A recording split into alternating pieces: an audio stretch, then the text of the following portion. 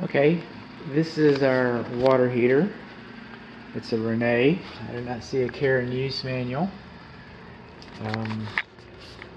First things first, this is for my client. That this screen right here is supposed to be cleaned once a year. And you can isolate it using these valves. You can go on YouTube. I've got a YouTube link that'll show how to do that. And you can isolate it and then pull it out and clean it yourself, or get a plumber to do it.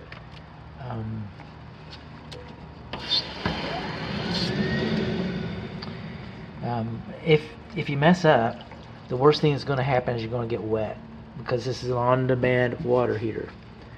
But cleaning this is important because it's the difference between this being a 7-year water heater and a 14-year water heater. And they're kind of expensive. So there's that. So let's get on to our complaint section. Well, not really complaints, but inspections. Water shouldn't be over 120 degrees. Yay, team! Now, the reason why it's so important to clean this is because this is like a Lamborghini, or a Porsche, for that matter. Okay, but this is like a sports car. It's not like a little Ford Fiero or something. It's you got to take. You want the 14. It's expensive. You want to save money, because it can save. All you know right now is that it works. Okay, but you clean that once a year for longevity, and then over here for efficiency. See where this red tape is around here? It's not molested. Well, the reason why it's not molested because I did not put a manometer on there. Now most plumbers don't have a manometer, and if they do, the one plumber on the crew, he's got one that's got an inch of dust all over it underneath the truck seat or something. Okay, but the manufacturer says that you should adjust this. And well, yeah, sure. Now, Renee knows that this is going into a residential house. Renee knows this is going to be low pressure gas. Renee knows all these things. That's why you can just bolt it up and run. Okay, but it's kind of like your dad might have told you, to adjust the spark plugs when you're changing them on the car. A lot of people don't do that anymore. So it's kind of, the analogy might be lost on somebody. So yeah, it was adjusted enough to run, and you'll probably never have a problem with it. For all we know, it's adjusted perfectly, but we don't know that. We don't know that. You put a manometer on there and it says, oh, it's perfect. We don't have to do anything. Well, you go like, oh, rats, I did it, But, it might not be perfect. And the whole idea is it's supposed to run longer, and it's supposed to run for less money. So, and they run out of hot water. It's got a lot of advantages. Tankless water heaters are awesome. Okay, but to that point, that should have been adjusted, and this should be cleaned. Okay, now come over here. When I'm talking about this being a Porsche, or whatever, this is a high efficiency water heater, and the reason why it's high efficiency, the reason why our exhaust pipe can be plastic. On a gas water heater, we got a plastic gas pipe.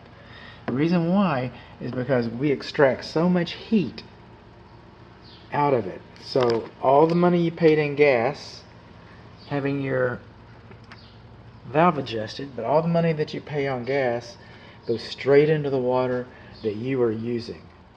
Okay, and we extract all that heat out of them through this heat exchanger here. And a byproduct of all that extraction, it still exhausts, okay? And it still exhausts carbon monoxide and all those byproducts and stuff, or whatever, but noxious fumes. It still exhausts, but we extracted the heat out of it. And a byproduct is condensate. And then when the condensate, okay, is acidic. And we have a port over here. And this port is to take the condensate and take it out of the house. Okay? If you don't do this, if you don't have a condensate line on this, then the condensate drains back through the heat exchanger and boils off. And it wrecks your whole heat exchanger because it's acidic. So this is supposed to have a condensation line, it's supposed to have a loop on it, and it's supposed to go out. And I don't see the condensate line in the loop. And also, the loop is supposed to have an air gap in it in the same room as the water heater. Then, of course, according to the plumbing code, this drain is supposed to have an air gap in it in the same room as the water heater. Now, your pressure relief valve, it goes straight outside. You're not going to have any problem with it, with the air gap or whatever. I get that, but I didn't write the code. I'm just reciting it. I didn't write it. Okay?